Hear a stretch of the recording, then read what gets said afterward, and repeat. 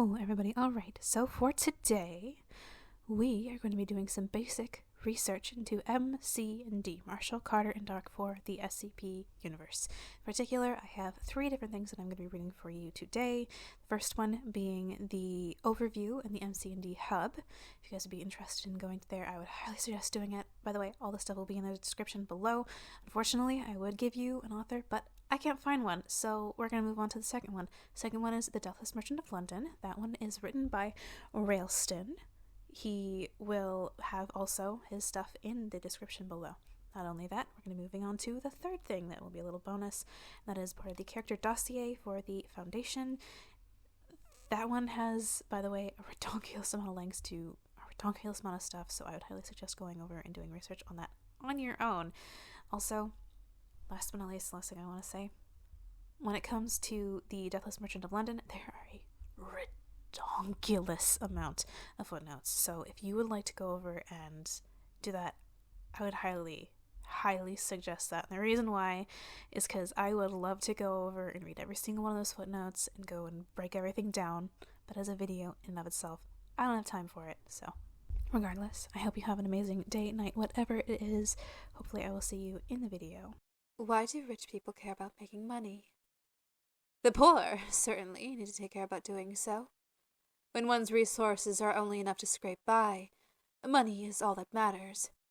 It is important for the middle class as well, looking after their spouses, their children. There is a culture of dependence that weighs them down. The rich want to make money because they can always become richer.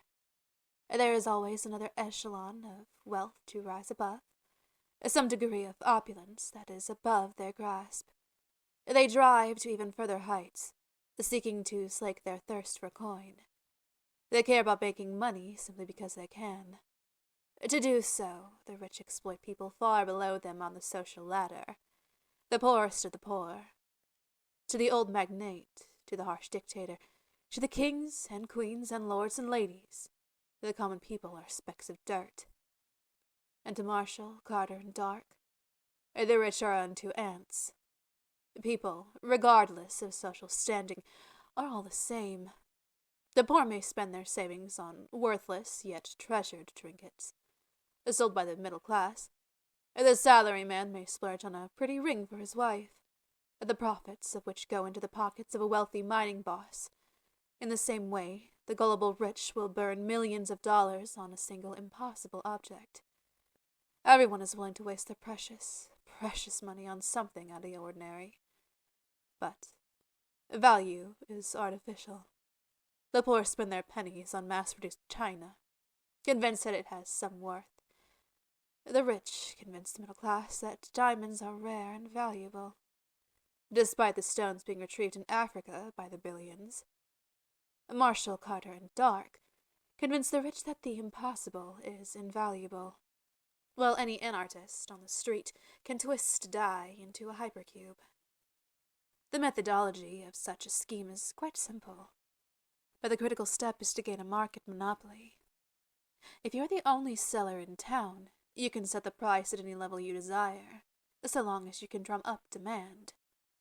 In this regard, Marshal, Carter, and Dark have the advantage. For hundreds of years, they were the only peddlers of anomalous wares in the world. They had the time to gain the capital, and with that capital, they can now outprice even the most competitive upstart. While the organizations such as the Foundation, the DOC, and the Horizon Initiative resent the company's existence, they are unable to deal with such an unassailable economic powerhouse. With a glance, Marshal, Carter, and Dark could level a city, bankrupt a country. With a single call, they could plunge the planet into a thermonuclear war. Yet, to the eternal relief of all, they are at least volatile players in the anomalous field. After all, if the veil of secrecy were to break, their trinkets would become worthless, their business would crumple and dissolve. While this may cause some to think of Marshal, Carter, and Dark as a massive, faceless corporation, their workforce numbers at most in the order of 100 personnel. The operations are directed and streamlined, maximizing efficiency and minimizing cost. Further manpower, if necessary, is outsourced from other organizations. Those in the highest positions of power are perhaps the most mysterious. Wild stories abound on the subject. Depending on the source, they may be ghosts or demons, old men sending messages from beyond the grave, faceless monsters from another world, or even shape-shifting lizard men. A major part of their operations is establishing supply lines between various anomalous groups. Marshal, Carter, and Dark purchase directly from the groups such as Dr. Wondertainment and The Factory, reselling their goods as exorbitant markups. Prometheus Labs gladly supply the group with their latest research, in exchange for samples of exotic and complex anomalies. They often host art exhibitions, exerting notable control of the artistic marketplace. Similarly, they host various social functions for the most rich and powerful in the world, with hooks throughout Europe, America, Russia, and China. There is never trouble finding a market for a given item. They are, of course, willing to sell to any buyer. Groups such as the Chaos Insurgency are some of their most valuable clients. Perhaps the organizations most opposed to Marshal, Carter, and Dark are the Men Charitable Foundation and the Serpent's Hand. Men Charitable often attempts to sabotage their operations due to their restrictions of anomalous goods to the upper class. However, their limited range and resources makes them more irritating than threatening.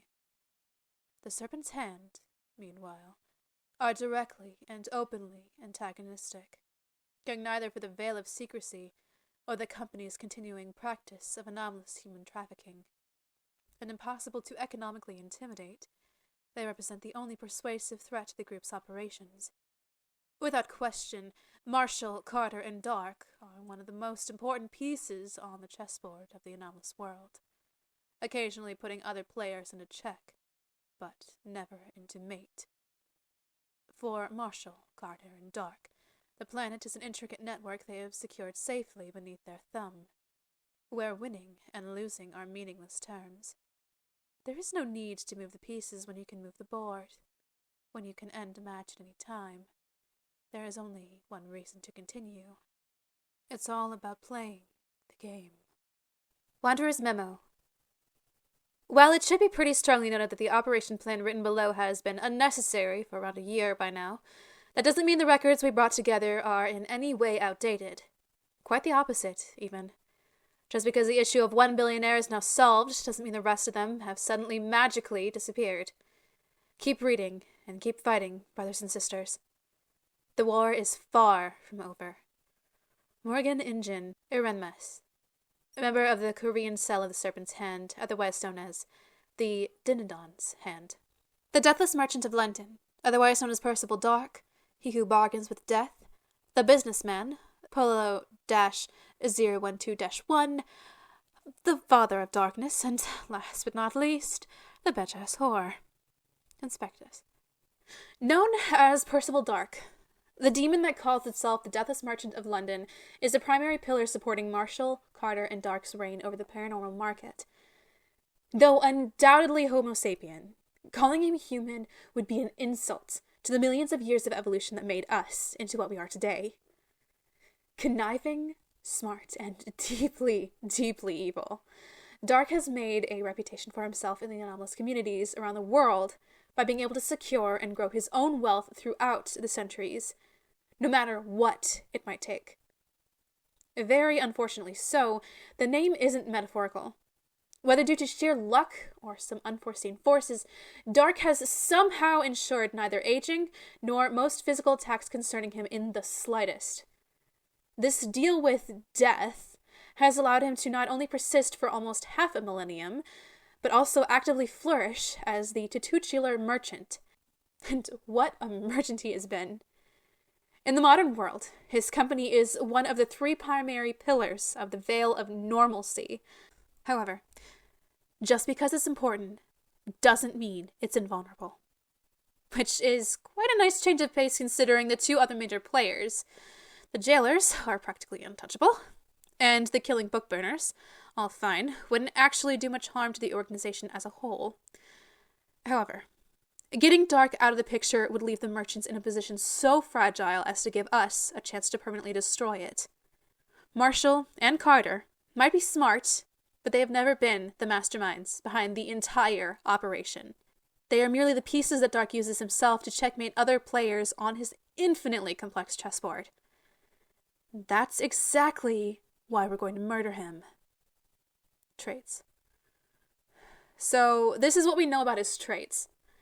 While Percival Dark might appear to be nothing but a helpless old man, by this point you should know better than to trust devils.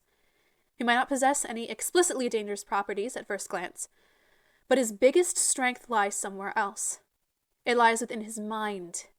His borderline genius mind, paired with his near immortality, makes him an incredibly dangerous player, and an incredibly potent magic user.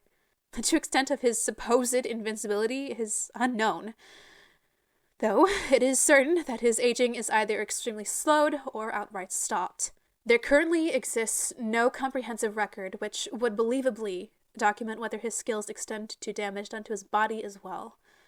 Certain books down in the library indicate past hand members being able to harm him in some sense throughout those 500 years or so he's been able to walk the earth, but we cannot fully verify how true these are. Additionally, his magic proficiency should under no circumstances be taken for granted. You might think that just because he's a rotting old fart, that at this point he's lost his spark. But you know what they say about old men in professions where men die young. He's a multiversal traveler that's seen and experienced more of the world than most of us present in this room combined. His skills are a combination of arts from every corner of the alchemical, magical, and occultic worlds. While he has much more important qualities that protect him than his own thaumaturgic potency, that doesn't mean he's just your normal civilian. Don't forget that. Here's what we know about his nature. Plotting. Plotting is very important above anything else to him.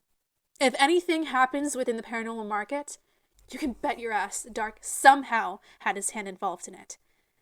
You don't just easily get yourself to be the richest man on the planet without the ability to spin your web across all of reality. That, paired with his absolute lack of morals, or any sort of code of ethics, make him an incredibly dangerous capitalist hyperbaron that will do anything he can do to get his hands on you if you cross him. The biggest problem with Dark, however, is his paranoia.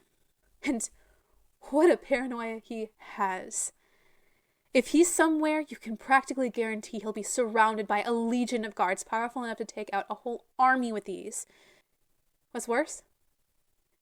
His ridiculously high piles of money made from strangling the world ensure that those guards are more than well paid, which means bribery is entirely out of the picture here. See, the thing is, Dark craves nothing more than control, and he'll do whatever it takes to gain that control. Whether it is trade, war, or betrayal. If he wants it, and it somehow benefits his capital machine, he will get it, no matter the price. Here's history and the associated parties. Dark's history goes far down the written records, further than most still living people. Nobody can quite pinpoint the exact date him and his Dark Trading Co. first appeared. Some say his family comes from a long-standing line of alchemists that traversed the spaces outside of reality, searching for their magnum opus within unreality. Others say that the Dark Line has always been a band of occultists, witches, and murderers making deals with demons to ensure their own wealth. The only thing that is certain is that it was somewhere around the 17th century in London, and that it has since used many locations around the world, ranging from the Kingdom of High Basil through the Three Portlands to Esterberg, as nests to allow Dark to grow his parasite off. Since then, Dark has made many allies, be it by bribing, blackmailing, or shared interest. The many people he met and benefited off of made sure his company grew quickly, eventually allowing it to turn into the Marshal, Carter, and Dark we all know and hate by the turn of the 19th century. Amos Marshal and Recuperate Carter, notwithstanding, such alliances and collaborations have more often than not ended horribly for the non-merchant party involved. Here's what we have for the approach. For most of the hand's history, our approach towards dark has been the same as towards the rest of the major merchant players. That is, learn to avoid them where possible, and generally think of them as a target secondary to the jailers and the book burners. However, after more than 2 centuries of failed wars waged against the former, we cannot tear down the veil by beginning with the strongest pillars. If we take out the merchants first, the 2 remaining players will not only become shocked, they will also become vulnerable enough as to leave themselves open to attacks.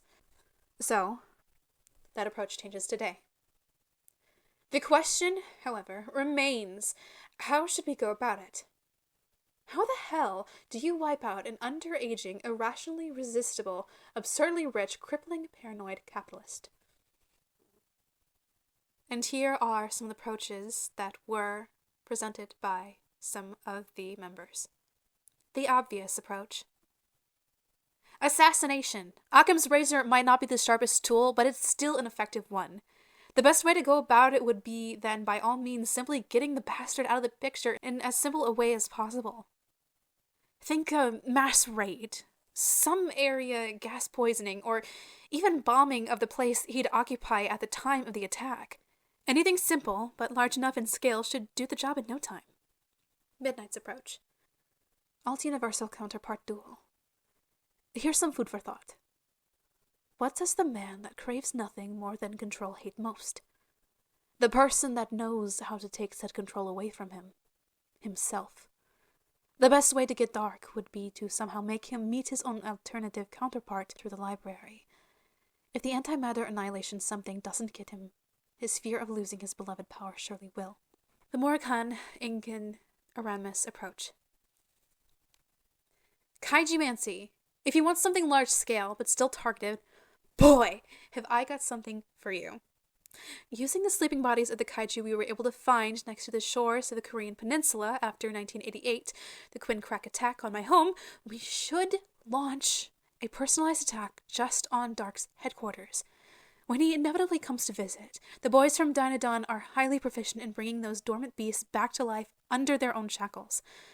But I can guarantee you they are more than waiting for a chance to get the man with their magic. Just give them the word, and it will be done. Svendor Saren Erezin Jr.'s approach. Assassination? All of you are overcomplicating. You come with absurd plans that are so out there they barely have any connection to the issue at hand.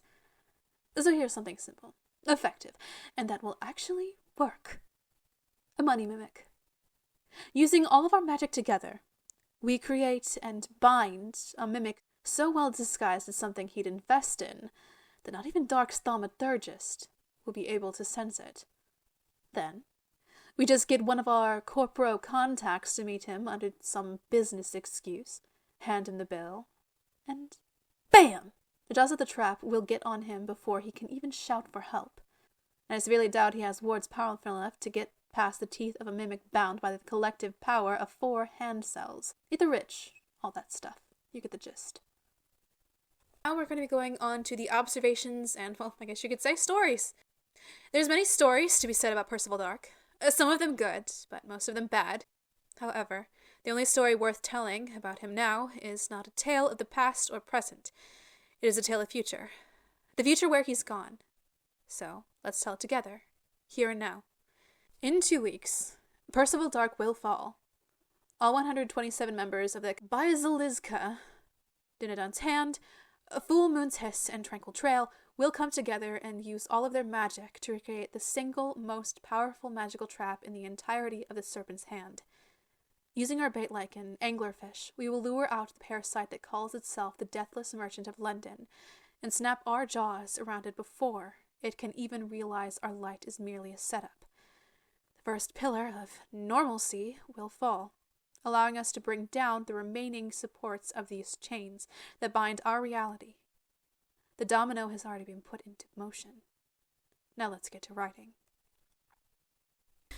Mr. Marshall, Mr. Carter, and Mr. Dark are the leaders and founders of Marshall, Carter, and Dark, an organization selling anomalous items to the rich and powerful.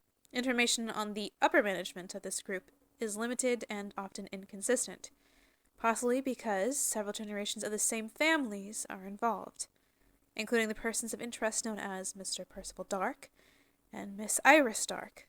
Reports on Marshal and Carter have been wildly inconsistent. A number of reports characterized Carter as a wheelchair-bound, presenting Marshal as younger. These reports are contradicted by other sources, saying the exact opposite.